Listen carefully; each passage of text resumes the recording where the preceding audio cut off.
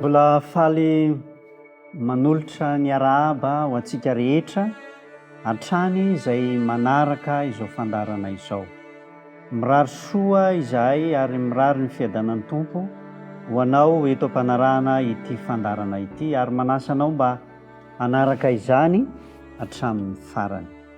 Ny lohatenintsika androany dia mpianatry Kristy mifankatia.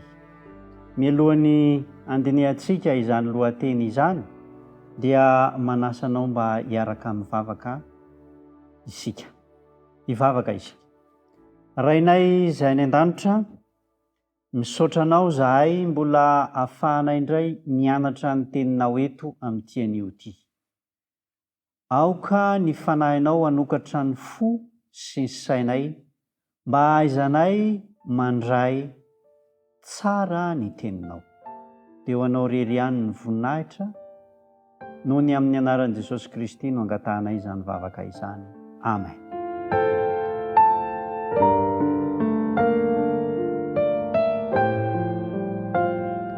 Ny lohateny dia mpianatry Kristy mifankatia. Amin'izao fotoana izao dia tanteraka ny ambaran'ny soratra masina fa miaina amin'ny fotoana sarotra izay resahan'ny soratra masina isika. Dia ao anatin'ny fanjakan'ny fitiavan-tena, fanjakan'ny lainga sy ny avinavina ary ny rehareha momba ny tena manokana. Ao anatin'izany anefa dia asain'i Kristy isika mba hananantsika fifaliana sy fiadanana, dia anisan'izany ny fifankatiavana. Zao no teny omeny Jesosy Kristy ary ampirisihiny isika mba hifaneho izany fifankatiavana izany. Jaona 7:12 ka ny 5:10. Jaona 7:12 ka ny 5:10. Zao no ambaran'ny teny. Jaona 7:12 5:10. Jaona 7:12 Izany no ahafantaran'ny olona rehetra fa mpianatra ianareo raha mifankatia. Ahafantaran'ny olona rehetra fa mpianatra ianareo raha mifankatia. Mandidy an'izay te handova fiainana mandrakizay Kristy mba hifankatia. Satria any amin'izany fiainana mandrakizay izany dia tsisy fankahalana, tsisy fialonana, tsisy fifankatiavana. Tsisy fifankatiavana fa fifankatiavana no hanjaka amin'izany fiainana izany. Zao no ambarany eo amin'ny Jaona 7:12 Lay andininy mialohan'ilay nivakitsika teo. Didy vaovao no nomeko anareo, diany mba hifankatiavanareo. Eny, aoka ho tahaka ny tiavako anareo mba hifankatiavanareo kosa.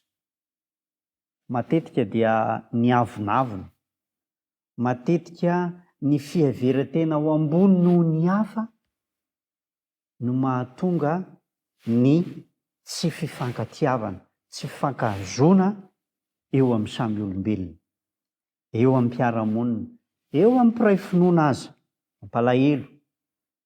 Fa mbola misy izany toetra izany dia ny avinavina, ny fiheveran-tena ho ambony noho ny hafa, mametraka ny tena ao ambony noho ny hafa, dia miteraka tsy fifankatiavana izany. Miteraka fifankahalana ary miteraka olana eo amin'ny fifandraisana. Zao no ambaran'ny apôstôly Jakoba ny amin'izany fihetsika mamoa-dratsy izany. Jakoba 4 ka ny 5:9. Jakoba 4 ka ny 5:9. Andriamanitra manohitra ny mpiavinavina, fa manome fahasoavana ho an'ny manitry tena. Tena olan'ny fifankatiavana zany mahatonga ny tsy fifankahazoana dia io avinavina fa raha samy manetry tena ny tsirairay dia mizotra ho any amin'ny fifankatiavana. Ary ilay fifankatiavana eto, ilay fifankatiavana takian' Jesosy Kristy, ilay fifankatiavana takian'ny soratra masina dia fifankatiavana ombam-panajana, mifanaja, feno firalahiana fa ao anatin'ny fifanajana tanteraka. Na dia misy aza ny fahasamihafana, misy aza ny fahasamihafana ary tsy ary hitovy avokoa ny olona rehetra, fa nomen'Andriamanitra izay fahasamihafana izay isika dia ao anatin'ny firalahiana sy ny fifanajana no tokony hisian'ny fifankatiavana. Ny Romanina toko 12 ny andinin'ny 10. Romanina toko 12 ny andinin'ny 10 dia izao no ambarany: mifankatiava araka ny fifankatiavan'ny mpirahalahy, mitaria lalana amin'ny fanomezam-boninahitra. Aoka izany fanome voninahitra, ifanaja tahaka ny fifankatiavan'ny tena mpirahalahy, na dia tsy mpirahalahy ara-nofo aza, fa eo ny fahasamihafana amin'ny kolontsaina izay nitezana sy nanabeazana ny tsirairay avy, dia tafaraka ao isika. Fa kosa hoy izy Kristy hoe mifankatiava tahaka ny tiavako anareo, amin'ny fifanajana, amin'ny fifankatiavan'ny mpirahalahy. Ankoatr'izay dia tsy izay ihany, fahambaran'ny soratra masina fa tsy tokony hisy intsony ny fanavakavahana rehefa tonga mpianatra Kristy isika, rehefa tonga kristianina, ka miaina an'izany fifankatiavana izany, dia tsy hisy intsony ny fotsy sy ny mainty. Ny fotsy ve moa tsy ho fotsy ihany, ny mainty tsy ho mainty ihany, fa ny tiany ambara zany le fanavakavaham-bolokoditra, fanavakavahana hoe tsy mitovy sika. Ny fotsy sy ny mainty dia samy hafa ny loko, fa ny ao anatiny dia samy mena ny rà rehefa mivoaka izany, raha ihany namoronana antsika. Izao no ambaran'ny Petera, epistily voalohany, toko voalohany ny andinin'ny 12. Epistily voalohany soratan'ny Petera, toko voalohany ny andinin'ny 12. Satria efa nidiovinareo, ny fanahinareo tamin'ny fanarahana ny fahamarinana ho amin'ny fitiavan-drahalahy tsy miangatra, dia mifankatiava fatratra amin'ny fo madio, entre parenthèses, amin'ny fo madio. Satria efa nidiovinareo ny fanahinareo tamin'ny fanarahana ny fahamarinana ho amin'ny fitiavan-drahalahy tsy miangatra, dia mifankatiava fatratra amin'ny fo madio. Ry havana malala, tsy misy intsony ny tokony fanavakavahana na ny fiangarana, fa ny mpianatra Kristy dia tokony hanana an'izay fanetretena izay, hanana an'izay tsy manavakavaka izay. Ambaran'ny Petera ihany amin'ny epistily voalohany io, toko 7 ny andinin'ny 9. Petera voalohany toko 7 ny andinin'ny 9 dia izao no ambarany: farany miraisa saina ianareo rehetra, ka miaraha ory, mifankatiava tahaka ny mpirahalahy, mifamindra fo manetreteny.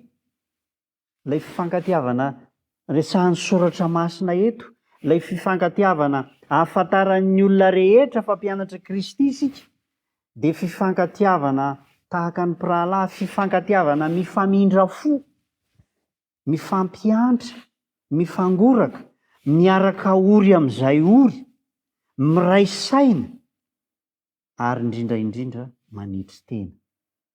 Izany no fitiavana nananan'ny mpianatra Kristy, ary tenenin'ny Kristy fahafantarana ny mpianana. Ka raha teo mpianatra Kristy isika dia tsy maintsy miaina an'izany fitiavana.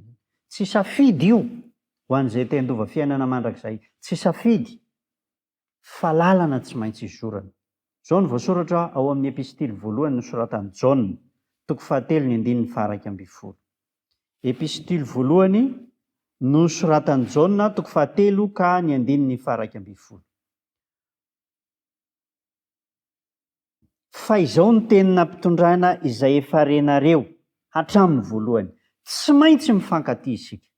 Tsy maintsy mifankatia isika. Inona ny antony mahatonga ny apôstôly miteny an'izany hoe tsy maintsy mifankatia isika? Satria any amin'ny fiainana mandrakizay, izay ny fiainana any. Ka izao tsika dia efa tsy maintsy miaina an'izany fifankatiavana izany. Pirofo zany fa raha mahay mifankatia ireo olona mpiray finoana, ireo mpiara-monina, dia mpianatry Kristy izy ireo. Amin'io epistily voalohany solatan'ny apôstôly Jaona io ihany, toko 4:1-7 dia hoy izy: ry malala, aoka hifankatia isika, fa avy amin'Andriamanitra ny fitiavana, ary izay rehetra tia no naterak'Andriamanitra sady mahalala an'Andriamanitra. Izay rehetra tia no naterak'Andriamanitra sady mahalala an'Andriamanitra. Ny atao hoe zany zanak'Andriamanitra, naterak'Andriamanitra, mahalala an'Andriamanitra dia ny olona manam-pitiavana. Izay zany no ahafantarana fa mpianatry Kristy, zanak'Andriamanitra, naterak'Andriamanitra ary mahalala an'Andriamanitra dia mahay mitia olona anankiray. Izay rehetra mahay mitia, izay rehetra tia no naterak'Andriamanitra. Tsy mbola nisy olona nahita an'Andriamanitra na oviana na oviana. Raha mifankatia isika dia mitoetra ato amintsika Andriamanitra ary tanteraka amintsika ny fitiavana. Tsy mbola nisy nahita an'Andriamanitra ao amin'ny Jaona voalohany toko 4:1-12. Jaona voalohany toko 4:1-12. Tsy misy olombelona nahita an'Andriamanitra. Mety efa nahita ihany tamin'ny nofy, mety efa nahita ihany tamin'ny fahitana. Fa ny nahita vatana dia ambaran'ny soratra masina fa tsy nisy olona nahita an'Andriamanitra na oviana na oviana. Ka ataon'ny olona ahoana moa zany ny tia an'Andriamanitra izay tsy hitany mihitsy? Kanefa ny olona izay miara-monina aminy aza halany sy tsy tiany. Zavatra tsy possible ary tsy ho tanteraka mihitsy zany. Noho izany ny pirofo ahafantarana fa naterak'Andriamanitra, tia an'Andriamanitra, mitoetra ao amin'Andriamanitra dia olona manam-pitiavana. Raha sanatria ka mbola tsy manam-pitiavana ianao, ary raha sanatria ka mbola manana fankahalana na fialonana ny mpiray finoana na ny mpiara-monina ianao, dia tokony mandiny tena fa tsy ao anatinao Andriamanitra ary mbola tsy naterak'Andriamanitra ianao. Andeha hanorina fifankatiavana ao amin'ny ankohonana. Andeha hanorina fifankatiavana ao amin'ny ankohonan'Andriamanitra. Andeha hanorina fifankatiavana eo amin'ny fiaraha-monina. Esory ny lolo-po, esory ny fialonana, esory ny fankahalana, esory ny fanaratsiana rehetra. Asan-devoly zany. Fa aoka hanorina fifankatiavana isika. Aoka hanorina fiaraha-monina tsara isika. Feno fifankatiavana. Hoy Jesosy Kristy hoe ny ahafantarana fa mpianatra ianareo dia mifankatia. Mazava ho azy fa izay tsy mifankatia dia tsy mpianatry Kristy, tsy naterak'Andriamanitra, tsy ao amin'ny Andriamanitra. Aoka hiaina ny fitiavana isika amin'izao fiaraha-monina. Ny ankamaroan'ny olona dia efa sarotra hiaraha-monina. Fa aoka ny zanak'Andriamanitra, aoka ny kristianina, aoka ny mpino hahay maneho fitiavana mihafa. Indrindra fa ao amin'ny ankohonany, indrindra fa ao amin'ny ankohonan'Andriamanitra. Ny tompony hanome antsika ny fanahy ka tonga antsika mba hanam-pitiavana ary isiny fitiavana ao amin'ny ankohonantsika, isiny fitiavana ao amin'ny fiangonantsika. Amintsika rehetra ny fiadanan'ny tompo. Miaraka hivavaka isika. Andriamanitra rainay izay any an-danitra, misaotra anao zahay satria Andriamanitra fitiavana ianao.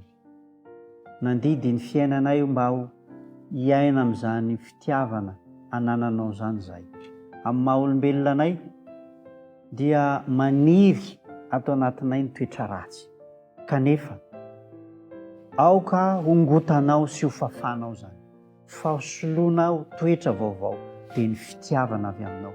Aoka ny fanahinao masina no hitoetra ao anatinay ka mba hahatonga anay hanana fiainam-pitiavana ao amin'ny ankohonanay, ao amin'ny fiangonana, eo amin'ny fiarahamonina, ka mba hananany rehetra fifaliana sy fiadanana ho an'izay rehetra mifanerasera aminay. Mba ho tena hita tokoa fa tena mpianatra ao izahay ary nateraka ao sy handova ny fiainana manoksa. Amin'ny tian'ito dia mitondra mibavaka manokana ny mpiaino izay manaraka izao fandarana izao. Fiadananao anie ny fahasoavan'i Jesosy Kristy Tompo ary ny fitahiana mananambiampy avy aminao dia ho amin'izy ireo, ho aminay rehetra, ho anao rery ihany ny voninahitra amin'ny anaran'i Jesosy Kristy. Amen. Izay indray zany ny fandarantsika tamin'ny tian'io koa dia mametraka ny mandram-piaona ho amin'ny manaraka indray velomatoa.